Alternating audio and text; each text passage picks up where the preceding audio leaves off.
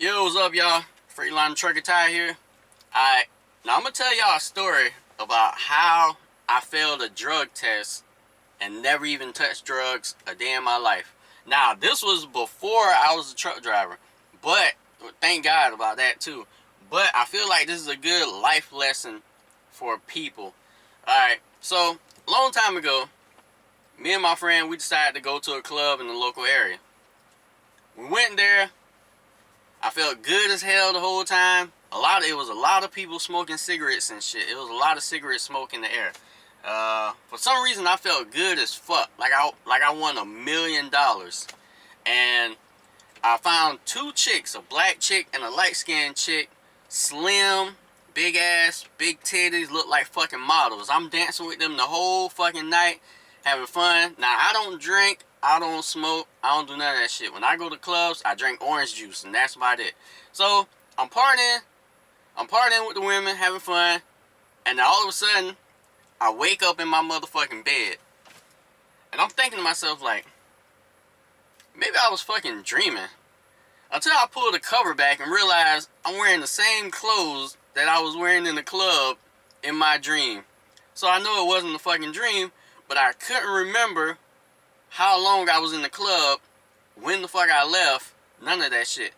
So I was like, alright, maybe I'll remember later. Run into my homeboy that I went to the club with, and he's like, yo, you was crazy as hell last night.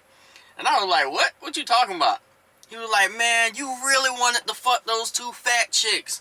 And I was like, yo, man, what is you talking about? I don't know what the fuck you talking about. I wasn't with no two fat chicks last night. He was like, them two girls you was dancing with all night. And I was like, you mean the two slim chicks? The two slim chicks with the big ass and the big titties? And he said, man, there was not no slim chicks. Here, let me show you the video.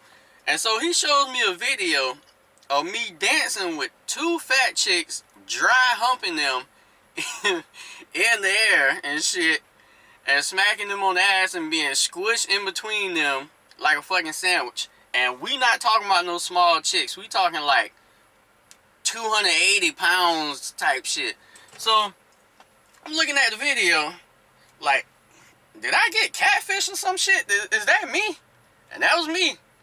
I couldn't remember. I was like, yo, that's not what I remember. I remember them chicks being slim as hell.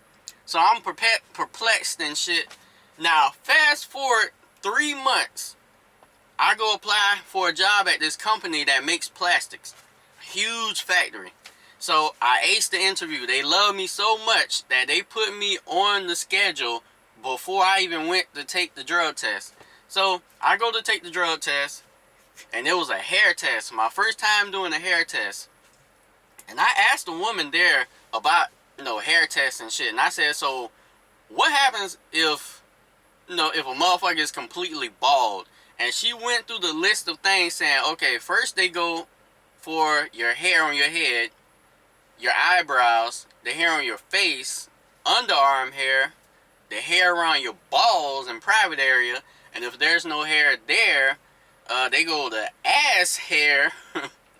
And if there's no hair whatsoever on your body anywhere, it's an automatic failure. You automatically fail the test because you have no hair. News for thought. Just food for thought.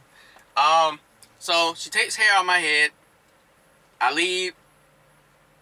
I get a couple days later, I get a call from the factory. I'm looking at the phone number like, oh shit, I got the job. Because I never failed a drug test before. So they called me and said, yeah, we're not going to be able to hire you because you failed a drug test for cocaine. And I said, what?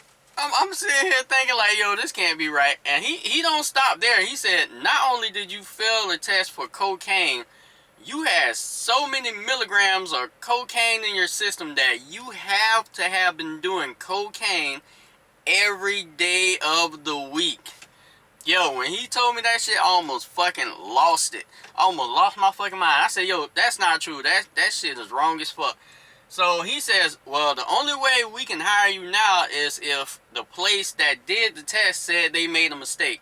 So I went down there to the testing place, the drug testing place, and I told them, no, their shit was wrong. They say they double checked, triple checked. that it was accurate. So I raised so much hell there, because I wasn't going to leave till somebody explained the shit to me, that they had the guy who owns the drug testing place and other drug testing places call my cell phone directly from his personal cell phone.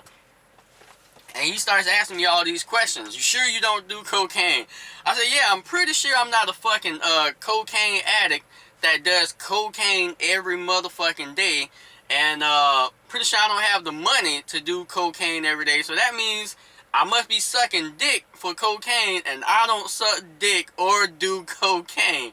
So after going back and forth with his ass for a little bit, he says, okay, have you been to a club recently?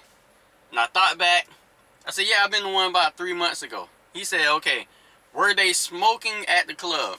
I said, yeah, they were smoking a lot of cigarettes. And he says, okay, I'm going to tell you what I think happened, which is probably what more than likely happened. He says, that wasn't cigarette smoke more than likely. That was probably marijuana laced with cocaine. And now, I don't know shit about drugs, but I'm pretty sure you can probably die from putting cocaine on your marijuana and smoking it. And that's what I told him. And he was like, no, it's a real thing and you can do it and people do it. And he says more than likely what happened is you were in there so long getting from secondhand smoke, you got it in your system. He says, do you know how long you were in the club? And now remember, I couldn't remember when I got home, let alone to know how long I was in the club. But my homeboy told me that we were in the club almost 6 hours. So 5 to 6 hours. So I told him 5 to 6 hours, and he said, yep, that's what happened. He said it happens to a lot of people, and they don't understand, they don't know anything about drugs to understand that secondhand smoke is just as bad as smoking itself. And then I sat there and I thought about it, and then it clicked. It all made sense when he said that shit. That's why I felt good as fuck for no reason, like I hit $1 million. That's why I couldn't even remember when the fuck we got home. And that's damn sure why I thought 280-pound fat bitches were 2 slim 130-pound supermodels with big asses and big titties and shit. And when that shit hit me, I calmed down because I realized it was nobody's fault. It was nobody's fault. I didn't know enough about drugs to know that's what the fuck it was. The test results is correct, and the company, the paperwork the company got from the test results people to the people I was trying to get hired with was true. So I told the man thanks for the information. I called the company and I told them what happened, and I don't think they believe me, because why would they believe me? Apparently I'm a cocaine addict. Nobody believes cocaine addicts.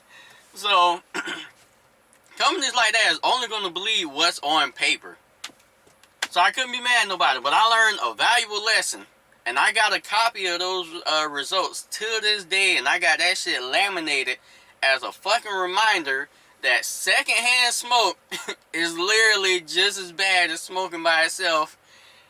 And I wish I could remember how it, like on the paper it had like so many milligrams, like 300 or 3,000 or some shit milligrams on the motherfucker, but everybody kept saying that was a large amount of cocaine to be in somebody's system. So more of the story is secondhand smoke is real. That shit is beyond real, and it could cost you a very lucrative job, and that you can probably beat it if it's not a hair test. If you drink a lot of water.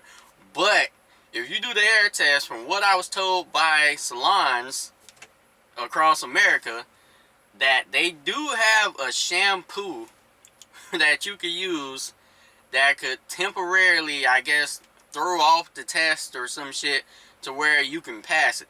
You didn't hear that shit from me. But just be careful when you go to clubs. Know what the fuck is in those clubs. Know what the fuck people is smoking. And be careful of who you're around and what they're smoking. And always remember, speed, time, distance. I'm out.